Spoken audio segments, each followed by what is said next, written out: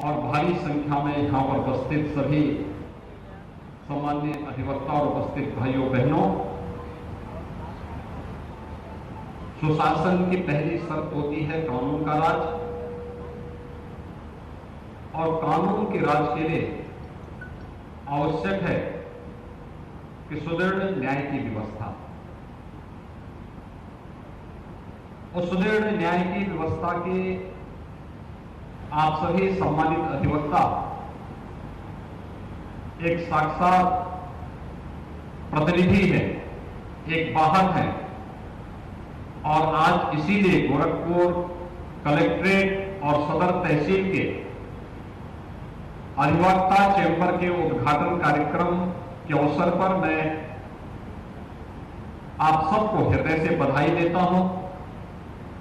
इस अवसर पर एक डिजिटल लाइब्रेरी का भी शिलान्यास किया जा रहा है। यह डिजिटल लाइब्रेरी आप सबके लिए उपयोगी हो, इस दृष्टि के लिए भी मैं अपनी शुभकामनाएं आप सबके प्रति व्यक्त करता हूं। गोरखपुर चाहे वह कलेक्ट्रेट बार अधिवक्ता एसोसिएशन, अधिवक्ताओं के संगठन हो, सिविल कोर्ट बार एसोसिएशन हो, द कमिश्नर्स बार एसोसिएशन हो, इन सभी अधिवक्ता संगठनों के साथ मेरा पिछले 30 वर्षों से बहुत नजदीक से संबंध रहा है। और मैंने देखा है, अक्सर होता है कि अधिवक्ता अपने काम में इतना व्यस्त रहता है कि उसे फुर्सत नहीं होती, क्योंकि उसे उसके पास आने वाले अपने वादकारी की बात को सुनना, उसके अनुरूप तर्क तैयार करना, फिर उसके अनुसार उसकी अर्जी लगाना, और भी एक लंबी प्रक्रिया के साथ उसको अपनी व्यस्तता के साथ जुड़ना पड़ता है। सर्वोच्च प्राथमिकता दी और गोरखपुर के हितों के लिए बड़े से बड़े आंदोलन में भागीदार बनने में कोई संकोच नहीं किया। इसलिए यहां पर आप सबके साथ बातचीत करने, कार्य करने, यहां के लिए और कुछ करने की एक इच्छा होती है। आज जो चैंबर यहां पर बने हैं, एक शुरुआत है, यह अंत नहीं है। गोरखपुर का 1908-9 में बना हुआ कलेक्ट्रेट भवन जर्जर हो गया था। आज यहां पे एक इंटीग्रेटेड कलेक्ट्रेट भवन बनने जा रहा है। सभी जिला से जुड़े हुए अधिकारियों को एक भवन के नीचे लाने की व्यवस्था की जा रही है, और यह उत्तर प्रदेश का पहला ऐसा भवन होगा जहां पे प्रशासन से जुड़े हुए जितने भी जिला स्तर के अधिकारी होंगे, एक भवन के नीचे, एक छत के नीचे सभी अधिकारी बैठेंगे और जनता की समस्या का समाधान का रास्ता निकालेंगे। और मुझे लगता है कि उस समय गोरखपुर में अधिवक्ता संगठनों की भूमिका बहुत महत्वपूर्ण हो जाएगी, क्योंकि आपको फिर बहुत दूर नहीं जाना पड़ेगा। और इस दृष्टि से जहां पर भी कलेक्ट्रेट के हो या फिर जिला कोर्ट के, हम लोग हमेशा इस बारे में बोलते हैं कि भाई अगर आप न्यायालय का भवन बना रहे हैं, कलेक्ट्रेट का भवन बना रहे हैं, तहसील का भवन बना रहे हैं, तो उसमें अधिवक्ताओं के चेंबर के लिए भी स्पेस दीजिए, और अच्छे चेंबर बने इसके लिए भी व्यवस्था दीजिए। क्योंकि हम अगर कोर्ट का भवन बना लेते हैं, हम लोग अगर कलेक्ट्रेट का भवन बना लेते हैं, लेकिन कलेक्ट्रेट में जब कोर्ट लगती है, उस कोर्ट में एक पीड़ित व्यक्ति की, एक वादकारी की बात को रखने वाला जो अधिवक्ता है, अगर वह सही स्थिति में नहीं रहेगा, उसको जो अभी यहां रवि किशन जी बोल रहे थे कि जिन स्थितियों में रहना होता था, और हम लोग भी देखते थे अक्सर कैसी स्थिति रहती थी कि चेंबर में ही बैठ बैठ करके पीड़ित व्यक्ति तो आता था बड़ी तमन्ना के साथ कि मैं न्याय पाऊंगा, लेकिन जब वह चेंबर को देखता था और वहां से ऊपर आसमान दिखाई देता था चेंबर के अंदर से ही, तो उसके मन में एक बार आशंका होती थी कि क्या जो वकील साहब अपना चेंबर नहीं बना पा रहे हैं, क्या वो मुझे न्याय दे पाएंगे, एक प्रश्न खड़ा होता था। लेकिन उस सब के बावजूद सर्दी, गर्मी, बरसात की चिंता के बगैर अधिवक्ता तब भी अपने वादकारी के लिए जी जान से लगता है और उसको न्याय दिलाने का कार्य करता है। इसलिए सरकार की ओर से एक व्यवस्था कि उनकी कल्याणकारी योजनाओं को तो हम आगे बढ़ाएं, नए अधिवक्ताओं को प्रोत्साहित करने के लिए सरकार की व्यवस्था हो, चाहे उनके अधिवक्ता कल्याण निधि की राशि को बढ़ाने की कार्रवाई हो और चाहे चैम्बर निर्माण की कार्रवाई, इस सब को इसके साथ जोड़ा जा रहा है। आपने हाईकोर्ट में आप गए होंगे, हाईकोर्ट में हम लोग एक साथ 10,000 अधिवक्ताओं को बैठने के लिए चैम्बर बना रहे हैं। आप इलाहाबाद हाईकोर्ट में चले जाइए, वहां पर बन रहा है बहुत बड़ा मल्टी लेवल, कार पार्किंग भी उसी में है और साथ साथ अधिवक्ताओं के चैम्बर भी बन रहे हैं। उनके लिए वहां पे मेस भी बनाया जा रहा है, रेस्टोरेंट भी दिया जा रहा है, लाइब्रेरी भी दी जा रही है, सब कुछ वहां उपलब्ध कराया जा रहा है। एक बिल्डिंग के नीचे उनको, एक छत के नीचे सारी सुविधाएं उपलब्ध करवाई जा रही है। ये एक अच्छी सुविधा। अक्सर मैं इस बात को देखता हूं, हम बहुत अच्छा कलेक्ट्रेट भवन बना लेते हैं, कोर्ट का भवन बहुत अच्छा, जिला कोर्ट का भवन बहुत अच्छा बना लेते हैं, डिस्ट्रिक्ट जज का जो कोर्ट होता है बहुत अच्छा बन जाता है। लेकिन एक बात को हम भूल जाते हैं, और वो भूल जाते हैं कि वास्तव में न्यायालय की गति को स्पीड अप करने के लिए जो सबसे बड़ा तंत्र है वह अधिवक्ताओं का है। उनके भी चैम्बर उसी तर्ज पर अच्छे बनने चाहिए, सुविधा से युक्त बनने चाहिए, जिससे आने वाले किसी भी वादकारी को इस बात का विश्वास हो जाए कि मैं इस चैम्बर में बैठ करके न्याय की कल्पना को साकार कर पाऊंगा। और यह समयबद्ध न्याय की इस परिकल्पना को आगे बढ़ाना, उसको साकार करना, ऐसा नहीं कि पीढ़ी दर पीढ़ी चली जाए और व्यक्ति न्याय की आस में अपने प्राण छोड़ दे। समय से न्याय मिले और उसको ध्यान में रख करके सुविधा को बढ़ाने का कार्य किया जा रहा है।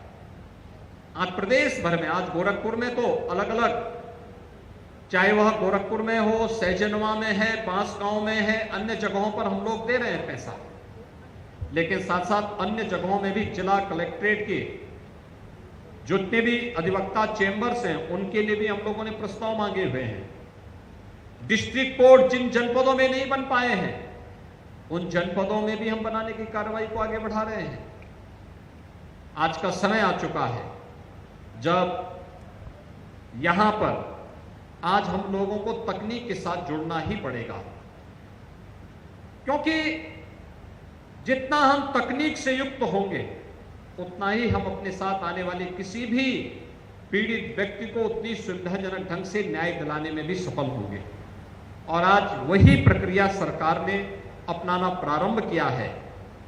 डिजिटल इंडिया का प्रधानमंत्री मोदी जी का जो अभियान है ये उसी का हिस्सा है। आज आपने देखा होगा जितना हमने तकनीक को अपनाया, आज प्रातःकालीन सत्र में हम लोग थे 5,100 परिवारों को प्रधानमंत्री आवास योजना का लाभ दिया गया।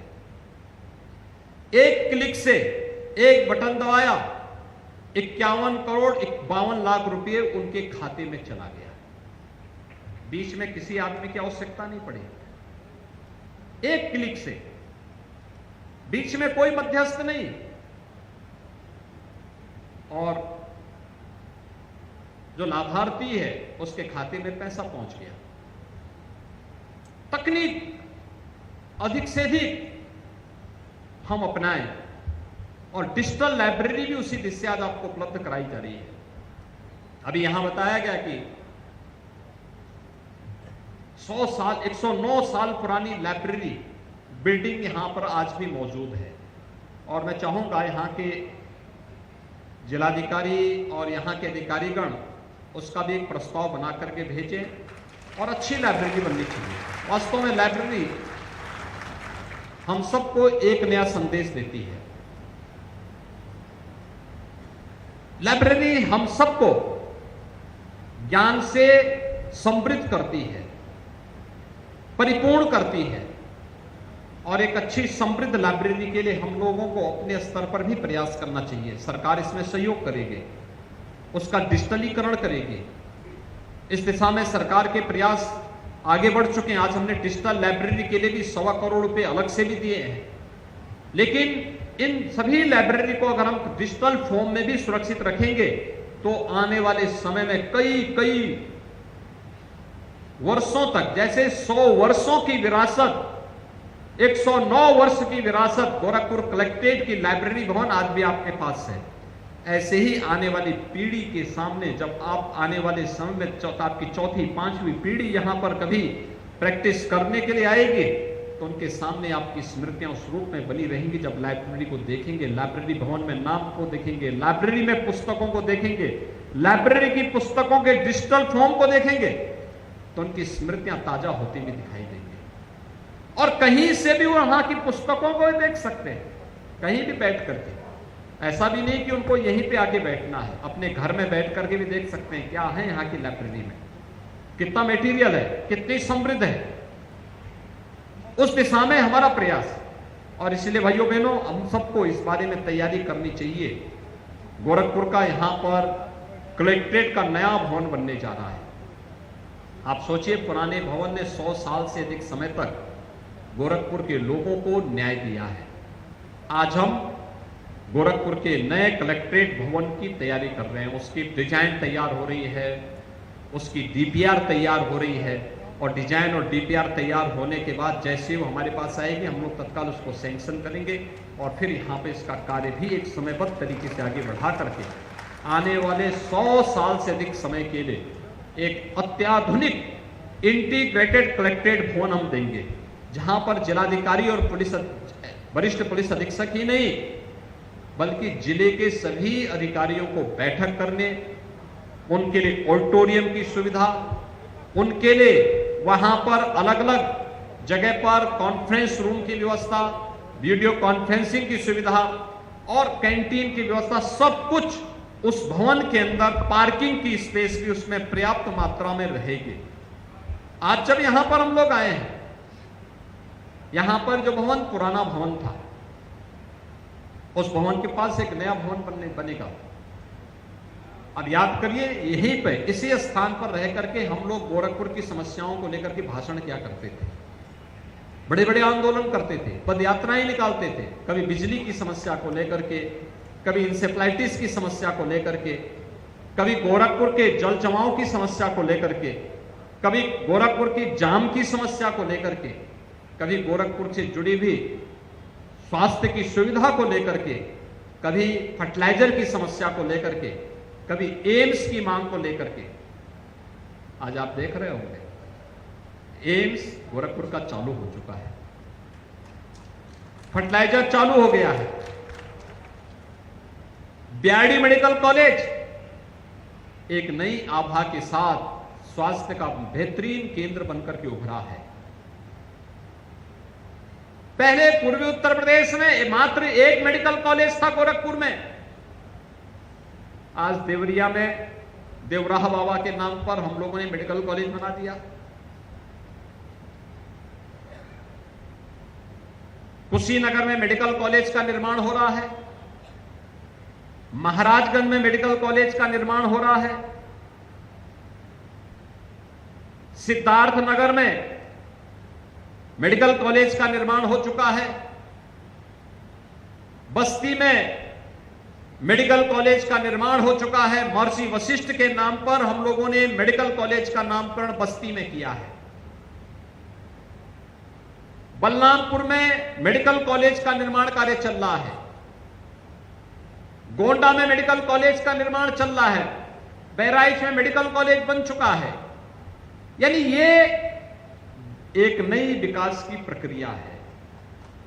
पहले एक मेडिकल कॉलेज बनने में कई वर्ष लग जाते थे। गोरखपुर मेडिकल कॉलेज जब बना होगा उसके बाद से कहीं मेडिकल कॉलेज आज बगल बगल नहीं बने, और ये मेडिकल कॉलेज में भी सुविधाएं थी नहीं, न शिक्षक थे, न स्वास्थ्य कर्मी थे, न बेड्स थे, न वहां बुनियादी सुविधाएं थी। इंसेफ्लाइटिस के पेशेंट आते थे, एक एक बेड में 4-4 पेशेंट लेटते थे। कोई पूछने वाला नहीं, न दवा थी। आज आप जाइए, पूरा मेडिकल कॉलेज एक बेड पे एक पेशेंट दिखेगा। पहले पंखे भी नहीं थे, आज सभी जितने भी वार्ड हैं सब में एसी है, स्वच्छ साफ सुथरे बिस्तर है। एक नई व्यवस्था के साथ आज मेडिकल कॉलेज जगमगा रहा है। करने की इच्छा शक्ति होनी चाहिए। पहले सरकारों में कार्य करने की इच्छा शक्ति नहीं थी, वे कार्य नहीं करना चाहते थे, समय काटना चाहते थे। सामाजिक न्याय के नाम पर परिवारवाद और जातिवाद को बढ़ावा देते थे। सांप्रदायिक सौहार्द के नाम पर गुंडागिर्दी और अपराध को प्रश्रय देते थे, अराजकता को बढ़ावा देते थे। विकास के नाम पर भ्रष्टाचार को बढ़ावा देते थे। आज प्रदेश में पिछले 6 वर्ष से आप भी देख रहे हैं, कोई दंगा नहीं, बड़े बड़े पर्व और त्योहार संपन्न हो रहे हैं, शांतिपूर्ण तरीके से हो रहे हैं, लोगों में खुशहाली है। यह समय इस क्षेत्र में भय और दहशत का होता था, इंसेफ्लाइटिस का भय। पता नहीं कौन मासूम कब इस बीमारी की चपेट में आ जाए। और मैं तो बोलता हूं 40 वर्ष में हम पूर्वी उत्तर प्रदेश के लोगों ने 50,000 बच्चों को इंसेफ्लाइटिस की भेड़ जाते हुए देखा है। 50,000 बच्चे इस बीमारी की चपेट में आए थे।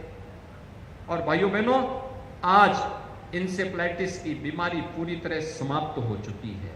आज जब इंसेफ्लाइटिस की बीमारी पूरी तरह समाप्त होती है तो मुझे संतुष्टि होती है इस बात की कि हम लोग मेडिकल कॉलेज से लेकर के कलेक्ट्रेट तक